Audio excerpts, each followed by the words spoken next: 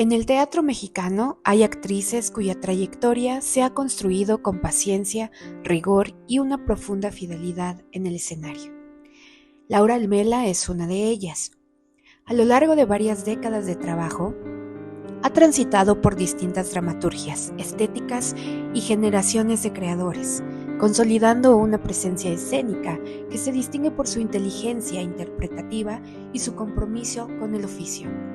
En el marco del Día Mundial del Teatro, esta conversación propone recorrer algunos momentos clave de su camino artístico, pero también detenerse en las preguntas que el propio teatro sigue planteando hoy: la relación con el público, la transformación del trabajo actoral y los desafíos de sostener una vida dedicada a la escena.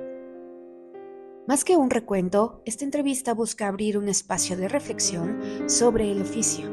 Desde su experiencia, Laura Almela comparte memorias, aprendizajes y dudas que dialogan no solo con su propia trayectoria, sino también con las inquietudes de las nuevas generaciones de actrices y actores que comienzan a descubrir o a elegir el teatro como forma de vida.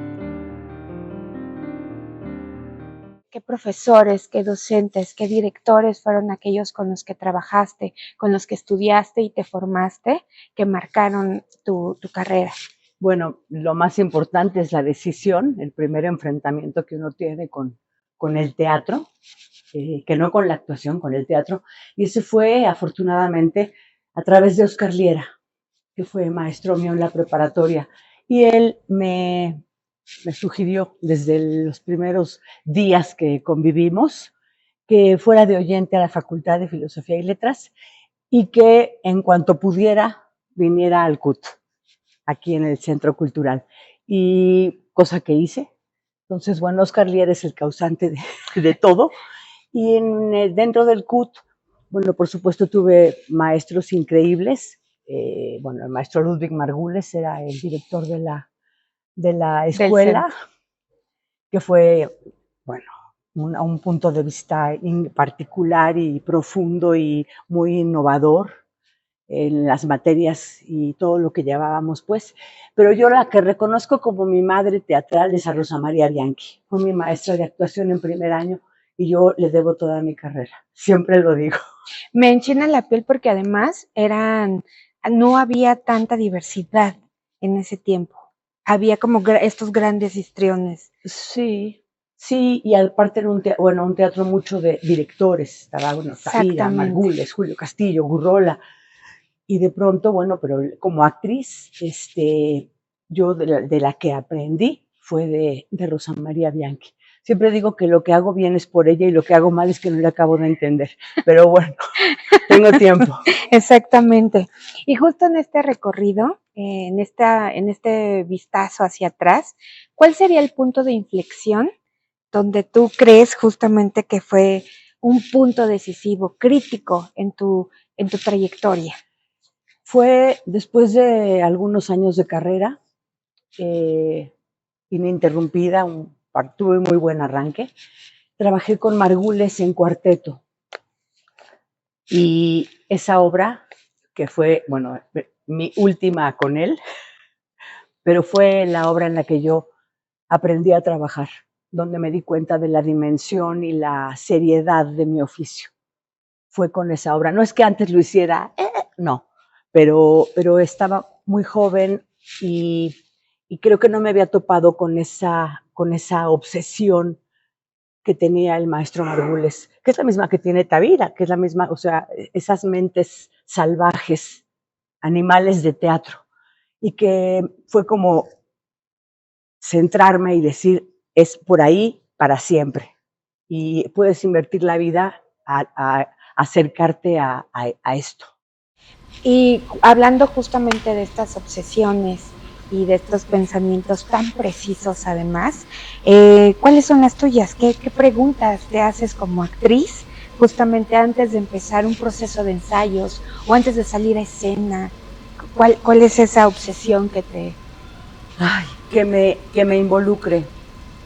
Me gusta trabajar más sobre lo que desconozco que lo que conozco. O sea, lo que conozco del personaje, de la obra, de los ensayos es como ¿cómo se llama? El tumbling, donde brincan los niños. Es como esa plataforma, y después está el trabajo de intuición y de compromiso y de querer mucho formularte en una situación, en un presente escénico. Y es siempre trabajar sobre lo que no conozco. Entonces yo me equivoco mucho, pero cuando acierto mucho. Justo, hablábamos de este también peculiar cuidado en escena, con este montaje, con todo lo que haces, pero es algo que tú haces justo como compañía, como colectivo, como en cuidado a escena, o en todas las piezas está presente esto para que todo esté en el lugar correcto. Tiene que ser en todas. Bueno, obviamente hay proyectos donde hay otras dinámicas y ahí sí uno sabe si le entras o no, porque tampoco puedo ser una sangrona de no, hay que, y además no podría, por ejemplo, trabajar con un mal grupo, con un grupo donde no es que seamos amigos, pero hay un límite entre la confianza y el respeto que permite trabajar. Y si cualquiera de las dos cosas se violenta, pero sí, la seriedad y la... Sí, y en esta decisión justo de trabajar con quiénes y la razón de los proyectos, ¿cuál consideras que ha sido una de las lecciones más duras o fuertes que te ha dado la actuación? Sí, he trabajado a veces, por ejemplo, por un sueldo. Hay que sobrevivir y no se puede descartar eso, pero a veces yo para mí misma el haber trabajado por un buen sueldo o un mejor sueldo, no trabajar con un buen sueldo, con un mejor sueldo, me ha hecho ante mí misma castigarme y violentarme de maneras que no me lo merecía. Wow, qué fuerte. Esto que pues eso nos hacemos porque también en el proceso de educación artístico, lo digo sin solemnidad, me choca, ahora es más libre, pero en mi época había la claridad de ¿quieres esto o lo otro? Y entonces, pues, antes que nada hay que sobrevivir. Y creo que lo que te permite sobrevivir es lo más maravilloso.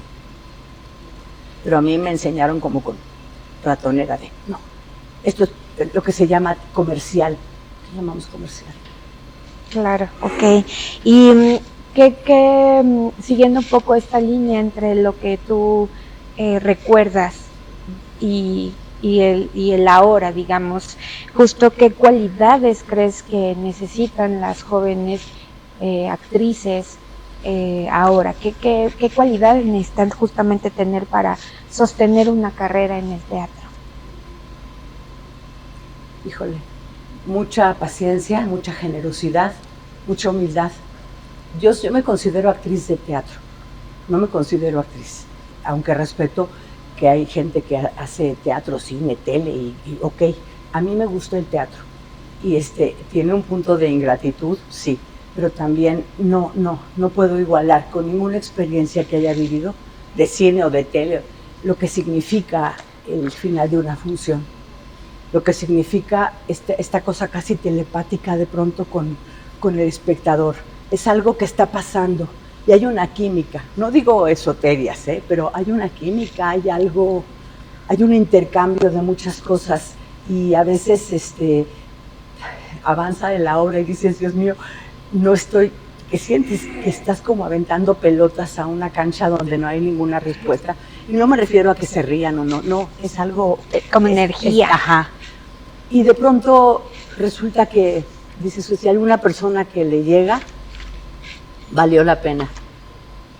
Pero a veces uno quiere resultados, y más en esta cultura de la inmediatez en que vivimos, los jóvenes quieren recetas rápidas y quieren que te paguen rápido, que te paguen el público en su cariño. Queremos que nos quieran mucho, que nos escuchen. Entonces cuando no tienen eso se frustran. Y bueno. Es algo de mucha paciencia, que además solo la trayectoria, los años, los proyectos te va templando. Y justo quisiera hablar de un proyecto en particular que a mí personalmente me pone la piel chinita si quieres recordar tu monólogo en esta obra que hiciste con Marina de Tavira, El corazón de la materia. Sí, híjole. Brutal. Y esto que hablas de la escena con el público, me parece tremendo. Y además ahí había una cosa que, bueno, que es mis respetos, que éramos un grupo de 17 gentes. Y el director, que era Luis de Tavira, logró conjuntarnos a todos, o sea, era un discurso único.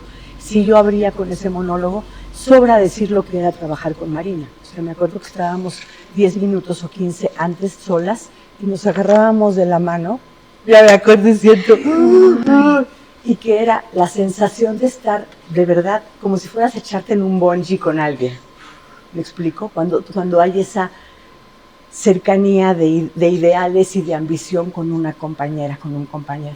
Entonces, bueno, era maravilloso, durísimo de transitar ese monólogo, pero sabías que estaba ahí ella, que está tu compañera. Y eso, bueno, y que tiene sentido la reflexión. Veía un texto que hizo Raúl Adalid, precisamente de esa obra, muy bello, de verdad me conmovió mucho, pero como nota al pie puso, en esa función estuvo Rosa María Bien. Sí. Que justo ver a tu pues, referente. Sí, sí. Además yo con ella en clase en primer año, imagínate tú hace cuánto, la primera vez que yo entré en ficción, es que es rara, pero que es como un clic, lo primero que me pasó a mí fue que se me fue el texto. Era una escena de Esperando al Zurdo, de Edna y yo. Se me fue el texto. Me quedé, o sea, entré como en un estado de iluminación y de gracia, como es el escenario, como es, en fin. Y me quedé así. Y esta me grita desde fuera, no te salgas, mi maestra. Bueno, y seguí. Respiré y seguí. No me di el lujo de cortar y, no. Y ese no te salgas sigue siendo así, como si fuera yo caballo, sigue de pronto siendo tu salvavidas. Claro, ¿no? Y las palabras. Pues, cuando ella va a verme, yo digo, no te salgas. Y creo que ese puede ser un muy buen consejo para las jóvenes actrices que están estudiando, ¿no? El justo, no te salgas. No, es el mejor oficio que podemos tener.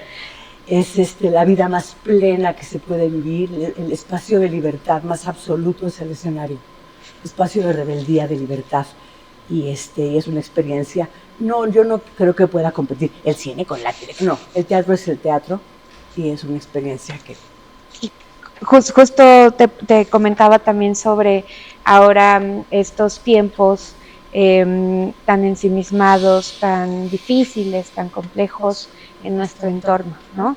Donde parece muy absurdo de pronto dedicarnos a montar una obra, un proyecto, meter los EFIs, intentar producir, intentar hacer, cuando el mundo está colapsando en las ultraderechas y demás. Claro. Y ¿cuál sería tu perspectiva justamente en ese sentido del teatro? Yo creo que justamente lo que resentimos todo el tiempo es la indiferencia, la normalización de la tragedia, del caos, del dolor. Y el teatro y el arte es la única puerta y manera de, como humanos, reflexionarnos y pensarnos de otras maneras. Sí, yo no creo que podamos sobrevivir en este mundo sin el arte. Sin el arte. Y el teatro dentro de él, porque tiene que ver con la expresión, tiene que ver con la apropiación de la voz, cosas que, hombre, y sobre todo la capacidad de indignación y de rebeldía. Sí, todavía existe mucha rebeldía. Claro. Y lo pienso justo también desde las propias plataformas, la digitalidad, la llegada de otras plataformas en streaming y demás, que han mermado un poco en las salas. Y pienso mucho en este ejemplo ahora recientemente con este actor Timothée Chalamet, que dijo, ¿no? Yo no me dedico al ballet ni a la ópera porque eso a nadie le importa. Y de verdad me conmovía también mucho las campañas que hicieron de respuesta, ¿no? Claro. Las distintas orquestas, óperas, etcétera. Y creo que un poco eso es el teatro, ¿no? Si tuviera que definir de alguna manera o resumir en una palabra o en una frase el teatro, justo a colación del Día Mundial del Teatro, ¿cuál sería? No puedo. No estoy metida ahí, o sea, es el enigma, el motivo, el fin y el motor, la raíz, o sea, estoy ya muy viciada.